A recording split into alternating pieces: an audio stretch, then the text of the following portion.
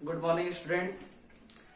तो हम लोग लास्ट टर्न पर क्या चर्चा कर चुके थे कि डिटरमिनेंट क्या होता है, डिटरमिनेंट की प्रॉपर्टीज देख लिए थे सारी, और कैसे उस प्रॉपर्टीज को अप्लीकेबल करना है। और मैं बोला था प्रैक्टिस करेंगे तो इजी हो जाएगा, प्रैक्टिस नहीं करेंगे तो वही चीजें क्या हो जाएगी, टफ हो जाएंगी। कुछ बच्चे बिना बताए ही क्वेश्चन सॉल्व करने लगे थे, इस वजह से उनको थोड़ी दिक्कत हुई। लेकिन जैसे प्रॉपर्टी आप सीख लेंगे, अप्लाई करना सीख लेंगे, 10, 12, 15 क्वेश्चन मैंने बताए हैं, उसके बाद आप उस पे कम से कम 15-20 क्वेश्चन एक्स्ट्रा करेंगे। उसको लगाने के बाद तो आपकी क्या हो जाएगी, बेसिक क्लियर हो जाएगा आपका, और आप क्वेश्चन इजिली लगा लेंगे। अगर आपको ये लगता है कि मुझे बहुत ज्यादा इस पे कमांड नहीं करना है, तो आप केवल जितना क्वेश्चन मैं बताऊं उतना क्वेश्चन आप क्या करिए, लगा लीजिए, आपका बोर्ड क्लियर हो जाएगा। लेकिन आप कंपटीशन के लिए मतलब वो कंपटीशन के लिए वो चीजें क्या होंगी, सफिशियंट नहीं होंगी। ठीक है, तो देखते हैं अब आज के टॉपिक में। आज का टॉपिक है जो इम्पोर्टेंट तो है लेकिन आसान है, जैसे डिटरमिनेंट इन कोऑर्डिनेट ज्योमेट्री। क्या? डिटरमिनेंट इन कोऑर्डिनेट ज्योमेट्री। ठीक है, तो आपके जो क्लास में है वो केवल है डिटरमिनेंट्स इन ट्रायंगल का एरिया निकालना। एरिया ऑफ ट्रायंगल निकालने के लिए आप लोग को डिटरमिनेंट का यूज करना सिखाता है। मैं कुछ और चीजें भी इसमें सिखा रहा हूं जो कि इंपॉर्टेंट रहेगी, जो कि आगे आपको काम आएगा।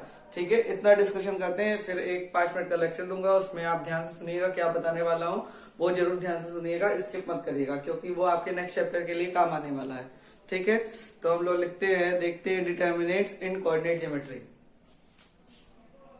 चलो देखो भाई, देखते हैं इसको। कह रहा है डिटरमिनेंट्स इन कोऑर्डिनेट ज्योमेट्री की बात हो रहा है। ठीक है, कह रहा है एरिया ऑफ ट्रायंगल, कह रहा है एरिया ऑफ ट्रायंगल। हम लोग जानते हैं क्लास 10th में ही पढ़े थे area of triangle.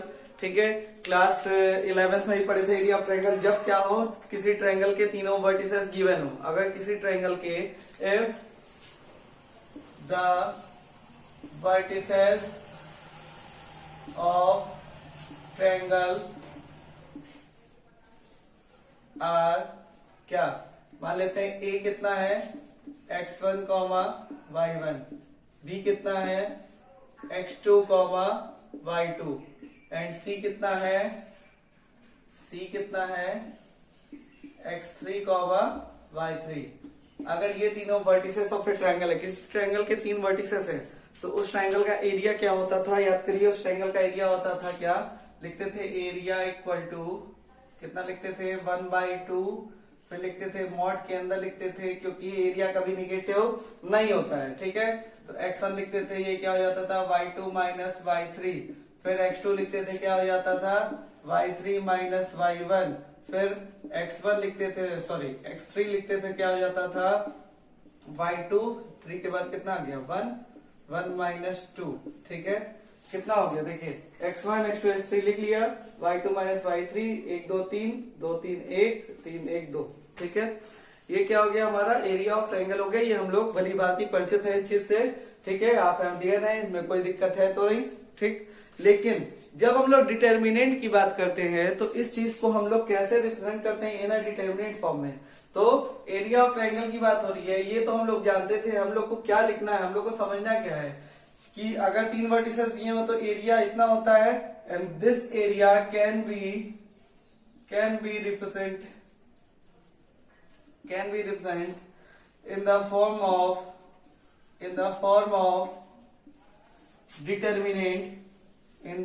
of determinant। कैसे, देखिए इसको कैसे रिप्रेजेंट करेंगे हम लोग, डिटरमिनेंट को कैसे दिखाते हैं, इससे। ये ट्रायंगल मत समझिएगा, ये डिटरमिनेंट समझिएगा।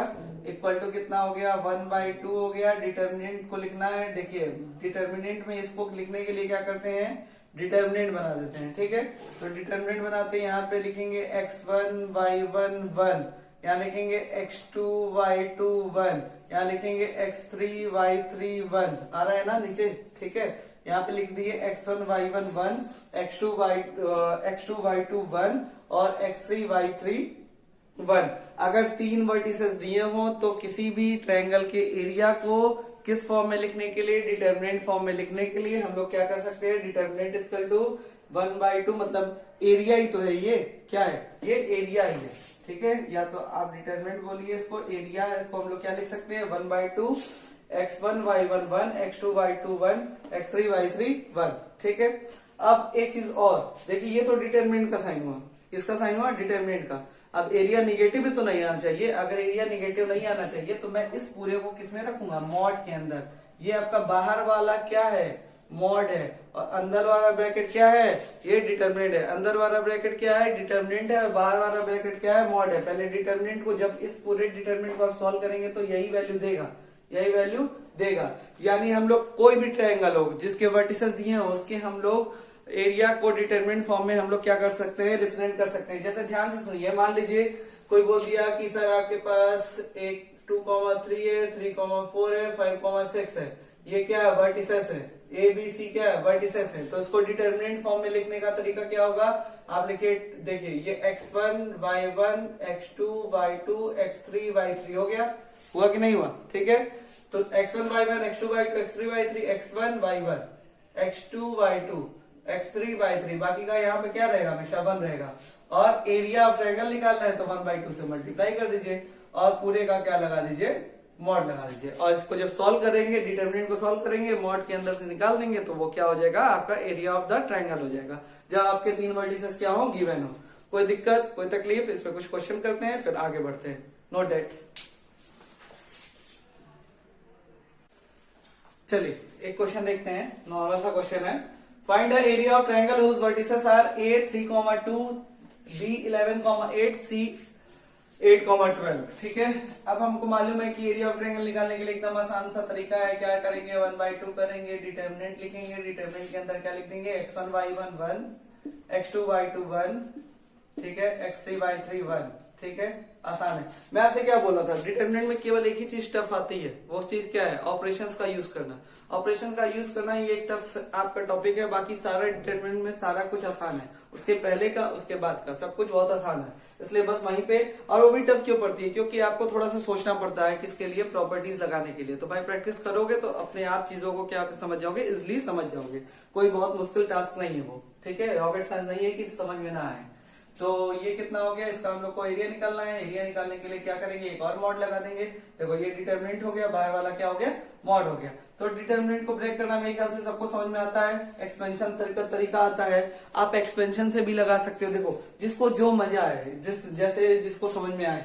जैसे मान लो इसको मैं एक्सपेंशन से लगा दूंगा, आप बोलोगे नहीं सर ये तो 1 1 1 दिखाई दिया है, तो ऑपरेशन लगा के इसको 0 कर दीजिए, फिर एक्सपेंड कर दीजिए।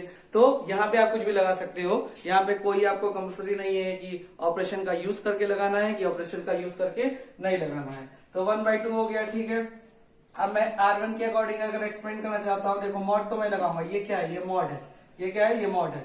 अगर मैं इसको लगाना चाहूंगा तो 3 लिखूंगा, प्लस माइनस प्लस, ठीक है, 3 लिखूंगा, इसको छोड़ूंगा, कितना हो जाए 8 1 जा 8, डायरेक्ट करना नीचे से ऊपर माइनस, ठीक है। उसके बाद यहाँ पे माइनस का 2, ठीक, ये गया 11 बन जाए 11, 8 नीचे से ऊपर तो माइनस, ठीक। उसके बाद 1 गया 11 और 12 कितना होता है, 132। चलो देख लेते हैं अभी कितना होता है, 11 12 और ये गया कितना गया था, क्या गया था, ये गया था 11 12 8 8 जा 64। चलो माइनस का, ठीक। ये आपका क्या मॉड में है, कि इसमें ये आपकी चीजें ये मॉड में है, क्योंकि नेगेटिव एरिया नहीं आना चाहिए, एरिया नेगेटिव नहीं हो सकता है, ठीक है। तो ये हो गया 3, 12 माइनस 8 कितना हो गया, माइनस का 4, ये कितना हो गया, माइनस का 2, और ये कितना हो गया 3, ये कितना हो गया 11 का 12 में इंटू 121 और 132 सही था, ठीक है। और माइनस का 64, ठीक, मॉड लगा दो, ठीक है, दिख रहा है ना। एक लाइन और लिख दे रहा हूँ, यहाँ पे दिखाई देगा, हाँ दिखाई तो देगा ना, हाँ ठीक है। अब ये कितना हो गया, 4 3 जा 12, ठीक है, 2 3 जा 6 और 132 माइनस 64 करेंगे तो प्लस का 8 12 4 8 और यहाँ पे 2 6, ठीक है, 68। अब इसके बाद यहाँ पे क्या हो गया, 1/2, अच्छा 12 6 18 18 68 माइनस 18 कितना हो गया 50, ठीक है। अब देखिए पॉजिटिव ऑलरेडी आ रहा है तो मॉड की जरूरत ही नहीं पड़ी, तो मॉड हम लगाते चलेंगे, पॉजिटिव आएगा तो पॉजिटिव निकलेगा, निगेटिव आएगा तब भी पॉजिटिव निकलेगा। 25 कितना आ गया 25। अब आंसर आपको क्या लिखना है, एरिया हमेशा क्या होता है, स्क्वायर में होता है, तो 25 स्क्वायर यूनिट, क्योंकि यूनिट नहीं दी है तो 25 square unit is the area. कोई तकलीफ कोई दुख नहीं होना चाहिए, ठीक है। यहां तक नोट करिए, फिर एक और क्वेश्चन करते हैं, फिर आगे बढ़ते हैं। Note down. चलो ध्यान से देखो, क्वेश्चन ठीक है। चलो ये क्वेश्चन लिखा है, इसको अभी पढ़ो मत थोड़ी देर के लिए, पहले एक टॉपिक सीख लो, उसके बाद इस क्वेश्चन को लगाते हैं, ठीक है। अगर मान लो जब हम लोग कोऑर्डिनेट ज्योमेट्री की बात किए तो दूसरा टॉपिक इसमें आ रहा है, उसके बाद ये क्वेश्चन करेंगे ताकि हम लोग के लिए इजी हो जाए। If a line passing through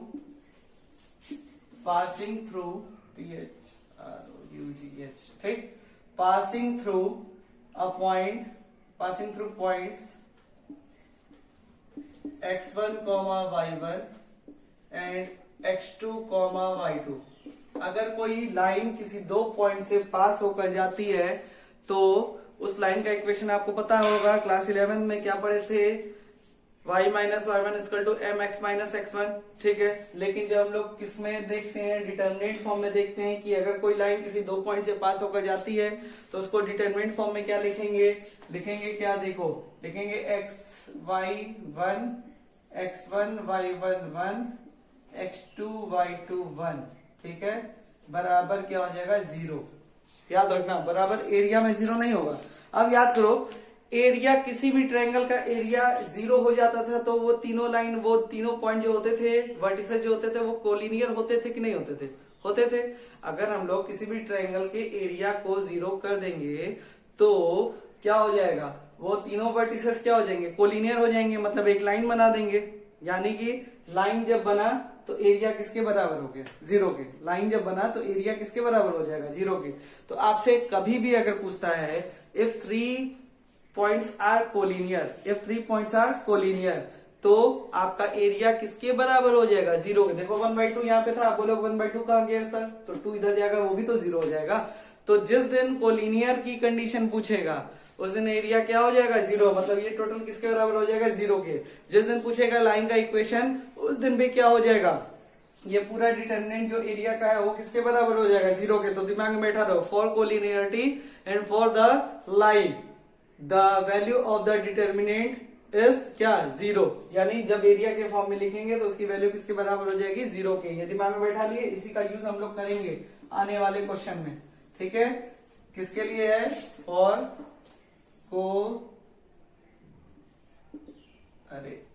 collinearity and for line.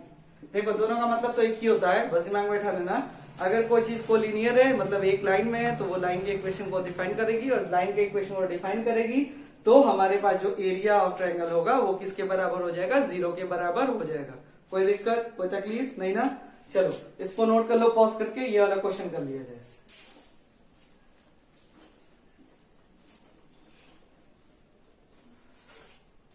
अब इस क्वेश्चन में क्या है, find the equation of the line joining the point A1,3 and B0,0 using determinant. पहले इतना क्वेश्चन सॉल्व करते हैं कि इक्वेशन ऑफ ए लाइन जो दो पॉइंट से पास हो रहा हो, ठीक है, और हम लोग को किसका यूज करना है, डिटर्मिनेंट का यूज करना है। तो डिटर्मिनेंट का यूज करेंगे किसके लिए, इक्वेशन ऑफ लाइन के लिए। इक्वेशन ऑफ लाइन के लिए डिटर्मिनेंट का यूज करेंगे, क्या हो जाएगा, x1y1 x1 y1 1 x2 y2 1, ठीक है। दिमाग लगाना, देखो बहुत इजी चीज है, दिमाग लगाओगे तो अपने आप समझ में आएगा।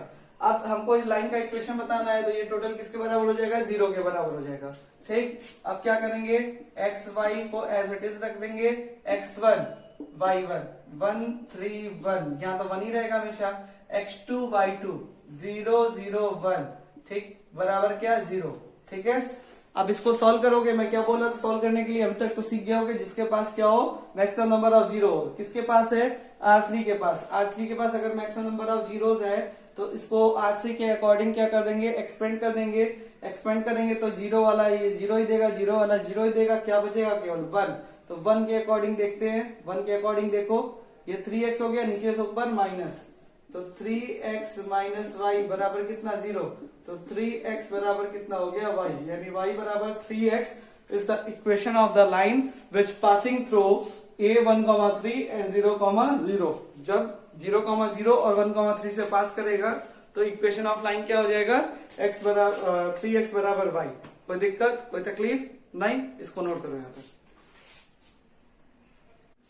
अब मेरी बात ध्यान से समझना, दूसरा वाला पॉइंट जो कि इंपॉर्टेंट है, फाइंड के की वैल्यू मालूम करनी है। अगर एक पॉइंट डी भी है जो कि k,0 से, if D k,0 is a point such that area of triangle is 3 square unit, यानी कि जैसे ही एक तीसरा पॉइंट आ गया, जैसे मान लो दो पॉइंट थे ए और बी दो पॉइंट थे, तब तक थे जब तक ए और बी दो पॉइंट थे तब तक एक लाइन को शो कर रहा था, और जैसे ही एक तीसरा पॉइंट इस तरह से आया कि ये तीसरा पॉइंट क्या बना दिया, ये तीसरा पॉइंट k,0 a, b कितना है 1,3 और 0,0। जब तक ये दो पॉइंट थे तब तक तो ये क्या बना रहा था, लाइन बना रहा था, लेकिन एक तीसरा पॉइंट आते ही ये क्या बना दिया, ट्रायंगल। क्योंकि देखो ट्रायंगल की बात कर रहा है, किसकी बात कर रहा है, ट्रायंगल एबीडी की बात कर रहा है। जब एबीडी की ट्रायंगल की बात कर रहा है तो इसका एरिया कितना दिया हुआ है, 3 स्क्वायर यूनिट। समझ में आया। और जब ट्रायंगल की बात किया तो ट्रायंगल वाला फॉर्मूला लगाओ। ट्रायंगल वाला फॉर्मूला क्या है, area of triangle equal to होता है 1/2, पहले मॉड लिखते हैं, फिर डिटर्मिनेंट लिखते हैं। डिटर्मिनेंट में क्या लिखते हैं, xy1 x1 y1 1 x2 y2 1, ठीक है, लिखते हैं। अच्छा ये बताओ, अगर कोई पॉइंट किसी भी चीज से पास हो रहा है तो उस इक्वेशन को सेटिस्फाई करता है कि नहीं करता है, 11th की बात कर रहा हूं। अगर कोई लाइन या कोई पॉइंट, अगर कोई पॉइंट किसी लाइन, किसी फिगर, किसी सर्कल, किसी इलिप्स, किसी हाइपरबोला, किसी पे भी सिचुएटेड होता है या किसी से पास होता है तो उसके इक्वेशन को सेटिस्फाई करता है कि नहीं करता है, करता है, ठीक है। तो अगर करता है तो उस पॉइंट को हम लोग कहाँ रखते थे, x और y की जगह रखते थे। कहाँ रखते थे, x और y की जगह। तो अगर यहाँ पे ये पॉइंट k,0 है तो x की वैल्यू k, y की वैल्यू 0, ये तो हमेशा कितना रहेगा 1, ठीक है। फिर x1 y1 1 3 1, x2 y2 0 0 0, ठीक है। एरिया गिवन है, एरिया गिवन कितना है हमारे पास 3 इक्वल टू 1/2। यहाँ ध्यान से चलना एक चीज, क्योंकि मॉड के बारे में तुम लोग को बताए थे, दिमाग में एक चीज बैठा के चलना। और यहाँ पे मॉड लगा दो पहले, ठीक है। जब मॉड लगा दिए, अच्छा डिटरमिनेंट को अब नहीं, ये 0 हो जाएगा, कहानी खत्म हो जाएगी चिरकुटों, ये 1 होगा, ठीक है, 0 0 1, ठीक। अब हम लोग सॉल्व करते हैं, फिर से 1 के अकॉर्डिंग ब्रेक कर लेते हैं। अगर 1 के अकॉर्डिंग ब्रेक करेंगे, देखो इन दोनों से तो 0 होगा, 1 के अकॉर्डिंग ब्रेक करेंगे तो कितना आ जाएगा 3k, और इसका तो 0 हो जाएगा, 3k हो गया। समझ में आया, कोई दिक्कत, ये 3k हो गया। तो बचा क्या हमारे पास 3 इक्वल टू 1/2, मॉड में कितना है 3k, ठीक। अब इसको आगे सॉल्व करते हैं, पहले इतना नोट करो, जल्दी से नोट करो इसको।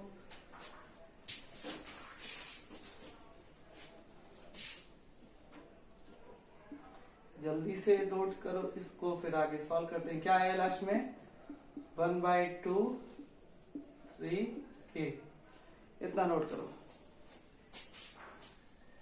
चलो देखो इधर 3 2 6 हो गया, ये कितना हो गया 3k, ये मॉड में है। देखो मॉड में है, मॉड जब हटेगा, देखो यहाँ पे हम लोग को k की वैल्यू निगेटिव भी आ सकती है, पॉजिटिव भी आ सकती है, ठीक, क्योंकि मॉड की बात कर रहे हैं। अभी तक तो जो स्पेसिफिक वैल्यू थी वही आ रही थी। अब k कांस्टेंट है, k कांस्टेंट माइनस भी हो सकता है, पॉजिटिव हो सकता है। जब ये मॉड हटेगा तो मॉड कब हटेगा, जब दोनों ओर का स्क्वायर करेंगे। दोनों ओर का स्क्वायर करेंगे, कितना हो जाएगा 6 6 36 9k स्क्वायर, ठीक है।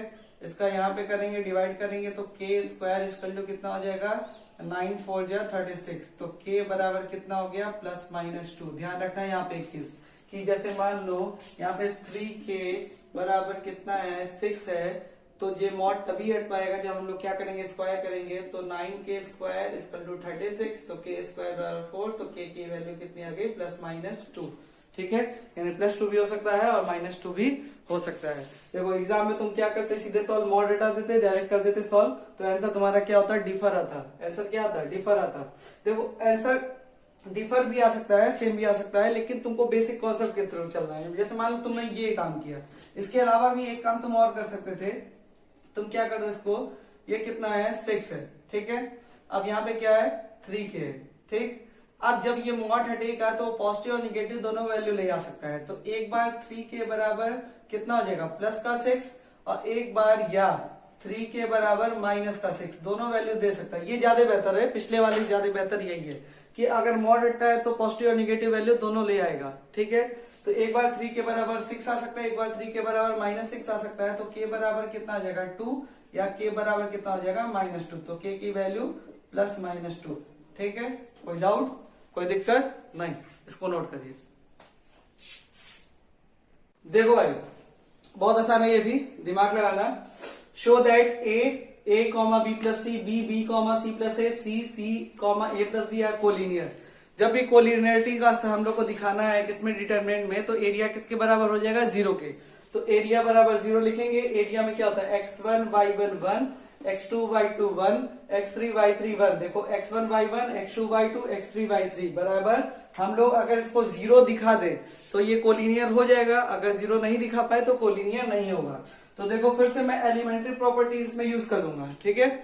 आप चाहो तो डायरेक्ट सॉल्व कर लेना, लेकिन ज्यादा आसान रहेगा आपके लिए एलिमेंट्री प्रॉपर्टी का यूज करके, ताकि आपका बेस भी और तैयार होगा, नंबर ऑफ क्वेश्चन तैयार होंगे। देखो क्या बोला था कि अगर किसी भी डिटरमिनेंट में 2 रो या 2 कॉलम पूरी तरह से 0 हो जाए तो उस डिटरमिनेंट की वैल्यू क्या हो जाती है 0।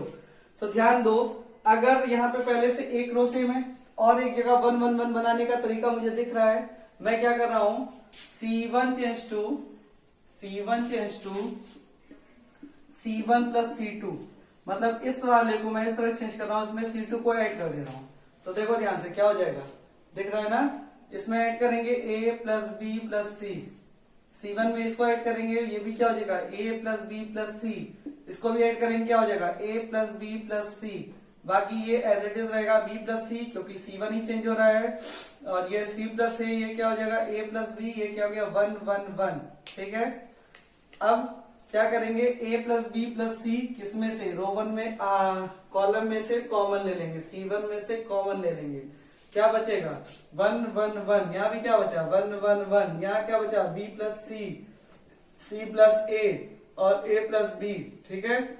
अगर किसी डिटरमिनेंट में 2 रो या 2 कॉलम सेम हो जाते हैं तो डिटरमिनेंट की वैल्यू क्या हो जाती है 0। देखो ये भी सेम, तो डायरेक्ट बाय प्रॉपर्टी लिख देना, बाय प्रॉपर्टी इंटू 0 बराबर 0। तो ये 0 आ गया, इसका मतलब हमारा क्या है, ये तीनों पॉइंट कैसे हैं, कोलिनियर है। कोई दिक्कत, कोई शक, नोट करो। चलो इसको नोट कर लियो। देखो एक चीज जो बताया जा रहा हूं तुम्हारे बोर्ड के लिए नहीं है, एक टॉपिक, वो क्या है, कंपटीशन के लिए है। बस दिमाग में बैठा रहो, कभी सामने आ गया तो बेहोश मत होना, सॉल्व कर लेना। जैसे मान लो कॉम्प्लेक्स नंबर का यूज कैसे होगा डिटरमिनेंट में, किसका, कॉम्प्लेक्स नंबर का। जैसे मान लो कॉम्प्लेक्स नंबर किस फॉर्म में होता है, z equal to x plus i Y.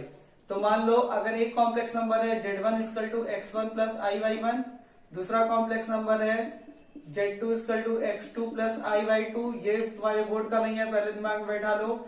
और z3 equal to x3 plus i y3, अगर ऐसा दिया हुआ है तो हम लोग इसको डिटरमिनेंट फॉर्म में कैसे लिखेंगे, तो बस इतना दिमाग लगाना, जब भी इसको डिटरमिनेंट फॉर्म में लिखेंगे तो क्या होगा, यहाँ पे z1 हो जाएगा, यहाँ z1 बार हो जाएगा, यहाँ 1 हो जाएगा, ठीक। बस तुमको मालूम होना चाहिए कि ये हम लोग कॉम्प्लेक्स नंबर में इसको ऐसे लिखते हैं। ये क्या हो जाएगा z2 बार, यहाँ 1, यहाँ z3 बार, यहाँ 1, और पूरे डिटरमिनेंट की वैल्यू किसके बराबर होगी, 0 के। तो याद रखना, जब भी कॉम्प्लेक्स नंबर तुमको देगा, अभी तो नहीं देगा, बाद में तुम्हारे सामने पड़ेगी ये सारी चीजें कंपटीशन के लिए। तो अगर कहीं मान लो कोई पूछ देता है कि कॉम्प्लेक्स नंबर का यूज कैसे करेंगे डिटरमिनेंट में, तो सिंपल सी बात बोलोगे, अगर कोई 3 कॉम्प्लेक्स नंबर हैं z1 z2 z3, तो उनको रिप्रेजेंट करने का डिटरमिनेंट में तरीका होता है z1 बार 1, z2 बार 1, z3 बार 1। इसका प्रूफ भी होता है, अगर इसको तुमको लगेगा कि मन करेगा इसको पढ़ने का, ठीक, तो मुझसे इसका प्रूफ भी पर्सनली पूछ लेना, ठीक है, मैं बता दूंगा कैसे आया।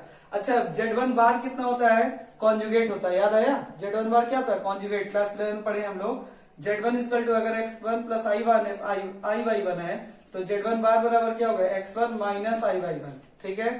z2 बार बराबर क्या होगा, x2 माइनस आई वाई 2, और z3 बार बराबर क्या होगा, x3 माइनस आई वाई 3, ठीक है। इसी की हेल्प से हम लोग इसको प्रूव कर सकते हैं। बट जिनको बहुत ज्यादा वो होगा अंदर से कि नहीं, इसको मुझे समझना है, मुझे कंपटीशन के लिए थोड़ा फोकस करना है, तो आपको पर्सनली मुझे पूछना पड़ेगा। मैं सारा कुछ बताते चलूं और आपको कुछ आ ही ना, इसका क्या मतलब है। आपको पूछना पड़ेगा, तभी मुझे लगेगा ना कि आपको भी इसके लिए क्या है, विचलित है, आपको पूछने का मन हो रहा है। ठीक, तो अब हम लोग यहाँ पे डिटरमिनेंट को समाप्त करते हैं। उसके पहले 2-3 मिनट का लेक्चर मैं आपको एक चीज दे दे रहा हूँ, उसको सुन लीजिए ध्यान से। आपके 2 टॉपिक बचे हुए हैं डिटरमिनेंट में। कितने टॉपिक बचे हैं? 2 टॉपिक डिटरमिनेंट पे बचे हुए हैं। दिमाग लगाइएगा और ये मत बोलिएगा सर नहीं पढ़ा है, ध्यान दीजिएगा इधर। डिटरमिनेंट में 2 टॉपिक बचे हुए हैं। पहला टॉपिक है एडजॉइंट एंड इनवर्स, ठीक, और दूसरा है क्या, प्रॉब्लम्स ऑन क्या, लीनियर इक्वेशन। अब ध्यान सुनिएगा, ये दोनों टॉपिक आपके बचे हुए हैं, adjoint and inverse and problem on linear equation. मैं इन दोनों टॉपिक को अभी यहाँ पे स्किप कर रहा हूँ, नहीं पढ़ा रहा हूँ। पहले सुन लीजिए क्यों नहीं पढ़ा रहा हूँ। उसका रीजन है कि ये दोनों टॉपिक हम लोग को क्या करने हैं, मैट्रिसेस में भी पढ़ने हैं। सेम एज मैट्रिसेस में जैसे पढ़ना है वैसे ही हम लोग को किसमें पढ़ना है, डिटरमिनेंट में ही पढ़ना है। तो मैं यहाँ पे नहीं बता रहा हूँ इस चीज को, क्योंकि दोनों टॉपिक तो सेम है, इनवर्स के मैट्रिसेस के लिए भी और डिटरमिनेंट के लिए भी। और नहीं बताने का रीजन ये है कि अगर मैं इसको अलग अलग पढ़ा दिया, डिटरमिनेंट में अलग, मैट्रिसेस में अलग, तो आपको क्या होगा, लॉट्स ऑफ कंफ्यूजन हो जाएंगे, आप कंफ्यूजन में गिरे रहेंगे, सर वहां ऐसे होता था, यहाँ ऐसे होता था। तो मैं इस टॉपिक को, वहां पे भी ये वाला जो टॉपिक है ये लास्ट टॉपिक है मैट्रिसेस का, और डिटरमिनेंट में भी क्या है, ये लास्ट टॉपिक है, दोनों किसमें, डिटरमिनेंट में। मतलब दोनों में टॉपिक सेम है, बस वहां पे सॉल्व करने का तरीका कुछ और है, यहाँ पे सॉल्व करने का तरीका कुछ और है। ठीक, तो हम इन दोनों टॉपिक को कब पढ़ेंगे, जब मैट्रिसेस का हम लोग लास्ट टॉपिक पढ़ेंगे, तो दोनों टॉपिक को हम लोग क्या करेंगे, डिफरेंशिएट करके पढ़ेंगे कि अगर मैट्रिसेस में लगा रहे हैं तो क्या इसका तरीका है, और अगर डिटरमिनेंट में लगा रहे हैं तो क्या इसका तरीका है। ठीक है, तो इसके लिए परेशान मत होइएगा कि ये वाला टॉपिक सर आप नहीं पढ़ाए, इसको मैं अगले चैप्टर जैसे मैट्रिसेस स्टार्ट करूंगा, मैं इसको तुरंत क्या करूंगा, आपको पढ़ाऊंगा। जैसे स्टार्ट करते हुए नहीं पढ़ाऊंगा, लास्ट में पढ़ाऊंगा। ठीक है, तो इसके लिए परेशान मत होइएगा। 4-5 बार बोल रहा हूँ, तुम लोग क्या करोगे, इसके बाद भी नहीं सुनोगे, बोलोगे सर ये वाला टॉपिक पर छूट गया, ये छूट गया, ये छूट गया। छूटा नहीं है, दोनों को एक साथ पढ़ाऊंगा। ठीक है, पढ़ाने को ही पढ़ा दूंगा, लेकिन कंफ्यूजन में रहोगे, कोई दिक्कत। तो इतनी चीजें क्लियर है। अब समझ लो मैक्सिमम नंबर ऑफ क्वेश्चन हम लोग डिटरमिनेंट में कर चुके हैं।